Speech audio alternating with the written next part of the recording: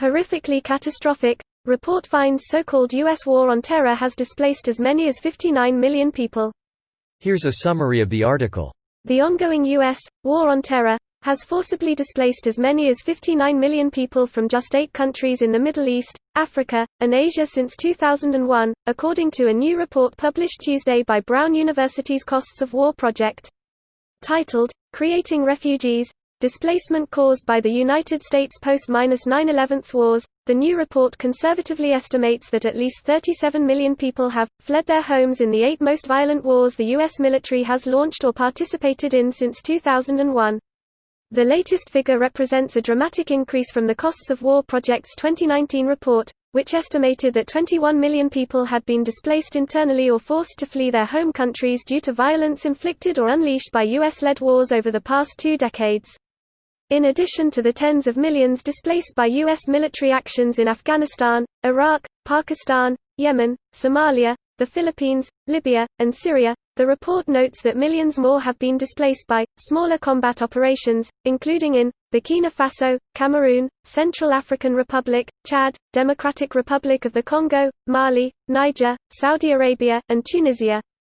To put these figures in perspective, displacing 37 million people is equivalent to removing nearly all the residents of the state of California or all the people in Texas and Virginia combined, the report says. The figure is almost as large as the population of Canada.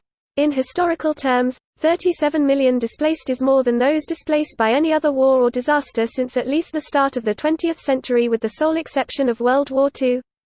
David Vine, professor of anthropology at American University and the lead author of the new report, told The New York Times that the findings show, U.S. involvement in these countries has been horrifically catastrophic, horrifically damaging in ways that I don't think that most people in the United States, in many ways myself included, have grappled with or reckoned with in even the slightest terms.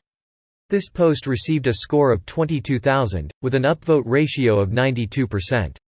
Here are the top comments in response to this article. Then we must ask how much money it has made for military-industrial complex. Greater than that report also put the death toll of the so-called war on terror at 801,000 and the price tag at $6.4 trillion. Imagine what good that money could have done. You mean give moocher Americans tuition-free education, universal healthcare, improved social safety nets, and rebuild our crumbling infrastructure. Stop being lazy, just work more and it'll work out. Bootstraps M8. Grocery worker here. I don't know how the fuck I'm supposed to work more than I was in March to May of this year, but I don't seem to be any richer. Then all is going according to plan. I would put an S, but it's sadly not sarcasm. The US is like EAR, follow the punchline. You really think they want us peasants feeling prideful and accomplished? Prideful peasants might get ideas. That's what the microtransactions are for. To remove pride from our accomplishments and instill, money makes me better. Gotta make sure that pride is replaced with false hope. War on terror, war on drugs. What other wars has America lost that it should have never fought? War on democracies in Latin America. Look at Bolivia. I don't think the US has thrown the towel on this one yet. It's damn near close. I really don't think so. Unlike the other conflicts talked about, there isn't any human or political cost for the US when they do this in Latin America. They don't send troops so US citizens don't die, and the international community never condemns them. So why should they? War of terror. Exactly. It's downright Orwellian that we ubiquitously use the word terrorist only to refer to enemies of the state. The US military commits acts of terror all the goddamn time. Example. Remember, this is a war crime. You have to protect civilian lives at all costs during attacks.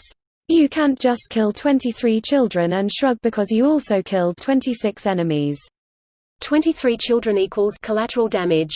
Another Orwellianism. Not only did it displace millions, it created as many, and realistically many more, terrorists as were actually killed. Oddly enough, launching thousands of drone strikes with high civilian death tolls tends to create extremists that hate you, and are willing to join extremist groups to get revenge on you. It's what is known in the CIA as blowback, when your shitty botched half-assed foreign policy causes the very same problem you claim to be trying to fix. They don't want to fix it. The blowback is the result they seek.